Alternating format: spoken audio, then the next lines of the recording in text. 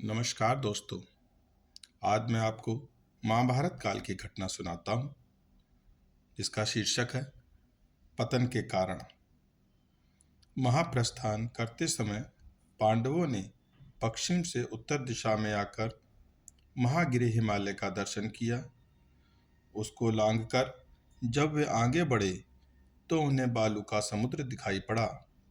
तत्पश्चात उन्होंने पर्वतों में श्रेष्ठ महागिरि सुमेरु का दर्शन किया। समस्त पांडव एकाग्रचित्त होकर बड़ी तेजी के साथ चल रहे थे। उनके पीछे आती हुई द्रौपदी लड़खड़ाकर पृथ्वी पर गिर पड़ी। उसे नीचे पड़ी देख महाबली भीमसेन ने धर्मराज से पूछा, भैया, राजकुमारी द्रौपदी ने कभी कोई पाप नहीं किया था, फिर बताइए क्या कारण है कि वह नीचे गिर गई। युधिष्ठिर बोले, नरश्रेष्ठ, इसके मन में अर्जुन के प्रति विशेष पक्षपात था। आज यह उसी का फल भोग रही है। यह कहकर धर्मात्मा युधिष्ठिर द्रौपदी की ओर देखे बिना ही अपने चित्त को एकाग्र करके आगे बढ़ गए। थोड़ी देर बाद सहदेव भी गिरे। उन्हें गिरते देख भीमसेन ने युधिष्ठिर से पूछा, भैया, यह मांत्री नंदन सहदेव, जो सदा हम लोगों की सेवा में संलग्न रहता और अहंकार को कभी अपने पास भटकने नहीं देता था, आज क्यों धराशायी हुआ है। युधिष्ठिर बोले, राजकुमार सहदेव किसी को अपने जैसा विद्वान नहीं समझता था। इसी दोष के कारण इसे आज गिरना पड़ा है। द्रौपदी और सहदेव को गिरे देख बंधु प्रेमी शूरवीर नकुल शोक से व्याकुल होकर गिर पड़े।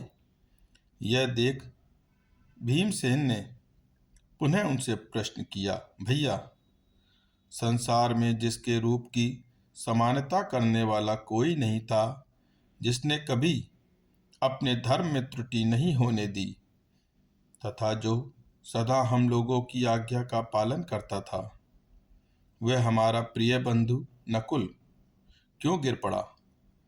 भीमसेन ने इस प्रकार पूछने पर युधिष्ठिर ने नकुल के संबंध में यूं उत्तर दिया, भीमसेन, नकुल हमेशा यही समझता था कि रूप में मेरे समान दूसरा कोई नहीं है।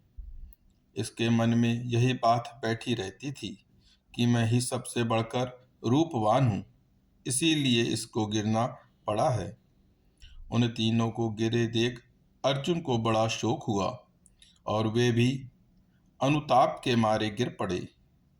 दुर्धर्ष वीर अर्जुन को गिरे और मरणासन्न हुए देख भीम ने पुनः प्रश्न किया, भैया, महात्मा अर्जुन कभी परिहास में भी झूठ नहीं बोले, ऐसा मुझे याद नहीं आता। फिर यह किस कर्म का फल है जिससे उन्हें भी पृथ्वी पर गिरना पड़ा। युधिष्ठिर बोले, अर्जुन को अपनी शूरता का अभिमान था। इन्होंने कहा था कि मैं एक ही दिन में शत्रुओं को भस्म कर डालूंगा, किंतु ऐसा किया नहीं। इसी से आज इन्हें धराशायी होना पड़ा है। इतना ही नहीं, इन्होंने संपूर्ण धनुर्धरों का अपमान भी किया था, जिसका फल इन्हें भोगना पड़ रहा है।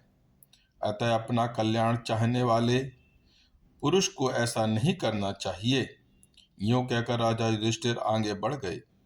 इतने में ही भीमसेन भी गिर पड़े। गिरने के साथ ही उन्होंने धर्मराज युधिष्ठिर को पुकार कर कहा, राजन, जरा मेरी ओर तो देखिए।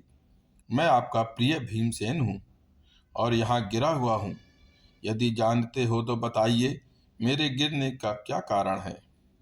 युधिष्ठिर ने कहा, भीम, तुम बहुत खाते थे और दूसरों को कुछ भी न समझकर अपने बल की डींग हाका करते थे। इसी से तुम्हें भूमि पर गिरना पड़ा है। यह कहकर महाभाऊ युधिष्ठिर उनकी ओर देखे बिना ही आगे चल दिए। नमस्कार।